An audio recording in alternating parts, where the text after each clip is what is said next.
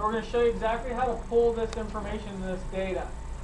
Okay, so Coventry, Tempe, I'm going to a quick search, so search, quick search, and I'm going to use the residential armless, use, and I'm going to go over to the map search, and I'm going to hit F11 to get rid of my bar up top. That's a Windows function. F11 gets rid of your information bar up at the top there. And so Coventry, Tempe is at rural, and somebody give me a cross street. Okay.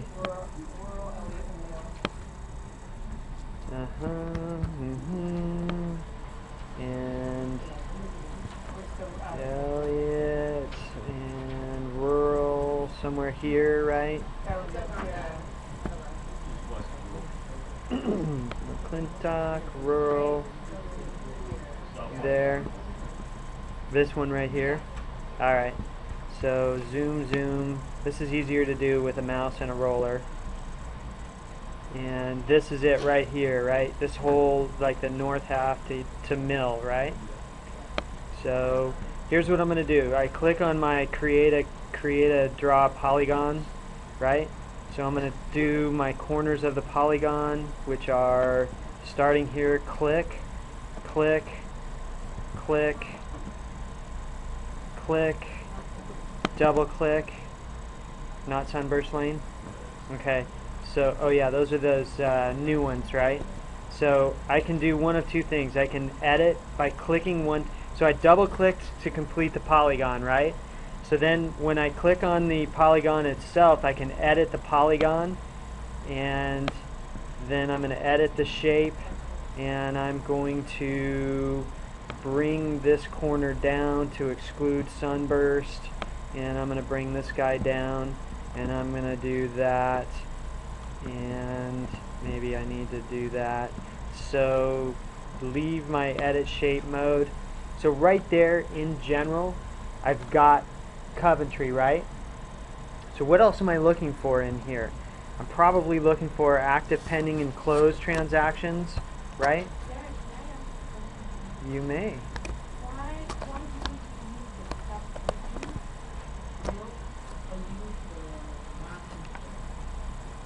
Because our realtor is the ones that input the subdivision, or is it automatically pulled in? Do realtors misspell things every once in a while? Maybe. Do people put Super Coventry Tempe as the subdivision sometimes? Do people spell Coventry C-O-V-I-N-T-R-Y? Yeah. So I rely more on the mapping because you're not subject to realtor input.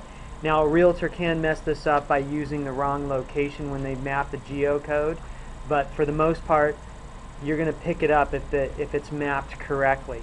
So then I'm just going to update my count. How many properties do I have in there that have been listed, sold, or whatever, right? So we got 165 transactions in there, right? So you know it's a pretty active area. You might want to say what has sold since like January 1st, 1/1. Oop. I don't know where your keyboard is. Yeah, no worries. Oops. One, I don't know, what is that, shift or control? I don't know. That's a good idea too. I don't even know how to do that. So, like let's say from like 2010 moving forward, December 1st, you have to pick a date. December 10th, moving forward, update count. So we have 18 properties have been sold in there since December 1st, 2010. This is going to give you just a little bit of idea of what's happening in the subdivision. Do you want to use, actually edit the search? So you've got 2 that are pending. So there's not a whole lot of active property in there right now, right? So then, do you want to use maybe some of the expireds and temporarily off the market? Control Shift. So I hit Control Shift and hit the last one, and then cancel date. copy that and paste that. Expire date as well. And update my count. So am I going to get a few more properties in there? Probably. So I've got about 25 properties. Those of you who are thinking about hitting Coventry, maybe the expireds, maybe the canceleds, maybe the temporarily off the markets are going to be ones that you want to take a look at. So you've got at least a little bit of activity right there. I'd save this as a search, and I'd save it in an automatic, set yourself up on an automatic update, set yourself up on a portal so that you can look at this at any time. The automatic update is when something new is coming up, right? If you're talking to somebody and they're thinking that it's not really the right time, and then all of a sudden their floor plan gets listed for, a spectacular price, you're going to ping them and say, hey, just so you know, a new one in your neighborhood just came up. How do I save it and set myself up as a portal? Is that easy? Oh, totally easy. You guys ready? Do you know how to do that? A couple people have been through it with me. Okay. So I've got my search parameters right here, right? So, yes. Yes.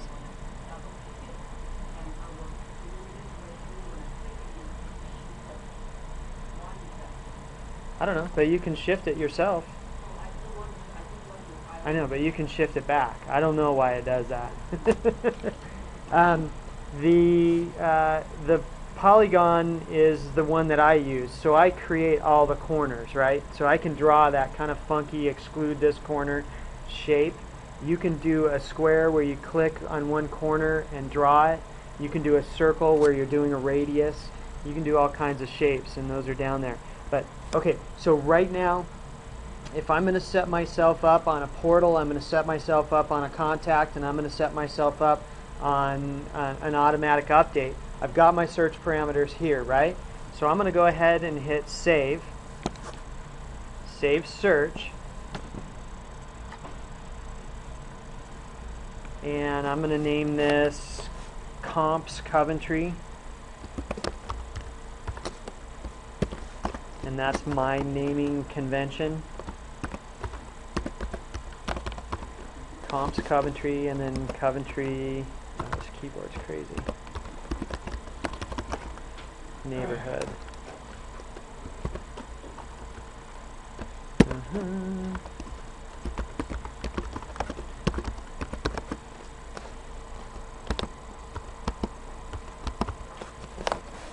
And so now I'm going to create a new contact, and my new contact name is JT. I typically, for my naming conventions, I'm a first name, last name kind of guy. So I'm going to call this one JT Todaro. That's okay. You do whatever you want, Dave. JT, what is your email address? JT at... Okay. JT at jtthecoach.com. Okay. So I've got his display name. That's going to be his contact name. His email address is right here. I'm going to create a portal for him, and his username is JT. And again, for me, everything is first name, last name, and it's only of the primary person I'm dealing with. If I'm dealing with a husband and a wife, and I'm talking to JT, it's JT Todaro. If it's his wife, I'm going to call it his wife. And his password, I'm always going to call it password.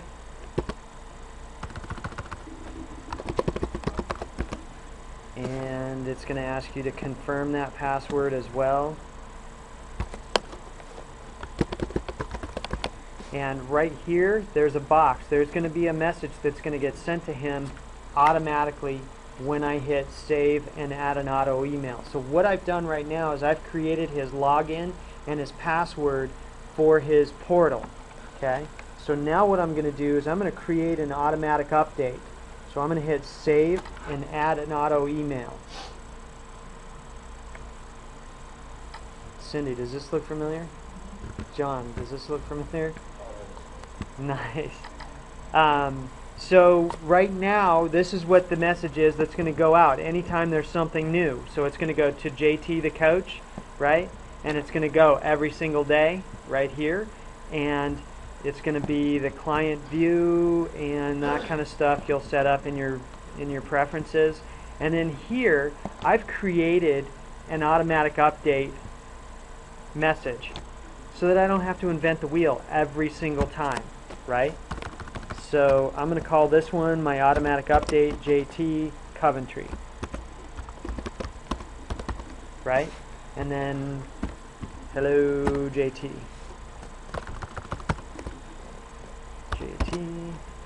And then yeah, it's all my message. Here's an update from the MLS. Don't forget, you can always log in. Here's the link to the portal.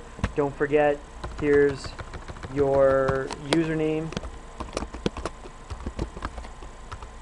And your password is always password until you change it, right? And I'm going to include my signature, and I'm going to hit save.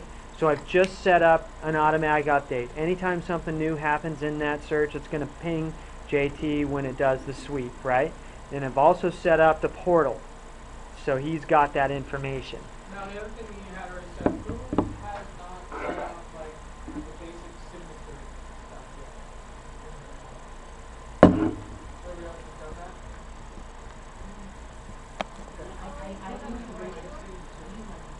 So like, you know how he had, where would you set that up? Is that in your profile? It's in your preferences. It's in your preferences.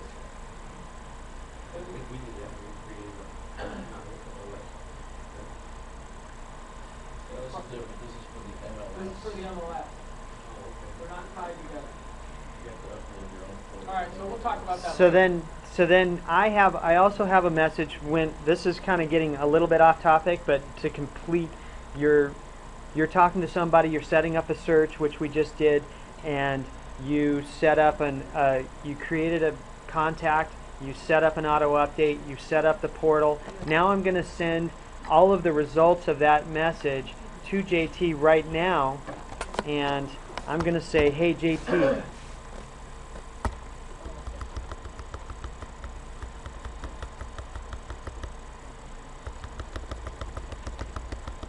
Garrett, where else, if I'm trying to pull information on my farm, is pretty much most of the data I need in the MLS, or it's am I going to go to more, the tax records? you're probably going to go to the tax records. Okay, does Let me anybody know how to do that? Where do I go? How do I get into that? So hang on one second. What I'm doing right here is once I've set up that search, I have a message here that says, hey, by the way, JT, thanks for calling today. Here's a link to the buyer's advisory that you might want to use while you're getting understanding about neighborhoods. And then again, I've set up a portal for you. The portal's pretty powerful. Here's the information. And again, here's the login to the portal, and here's your login information, and I'm going to send that to him. So I've completed, like in a matter of 2 minutes, I've wrapped everything up. I've created an auto update, so you are kind of on autopilot until you can get them really out looking at property. So then we were talking about going to, the search that, bringing back to what we were looking at in the farming area, right? You can see the activity. You can see what's sold. You can look at the floor, the particular size homes that sell, that don't sell, the expireds, the canceled, those kinds of things. I'd rip through those and look at them, and I'd find if there's an agent that's in there. Find if there's an agent that pops up as the listing agent every single time, or every fourth property, or every third property.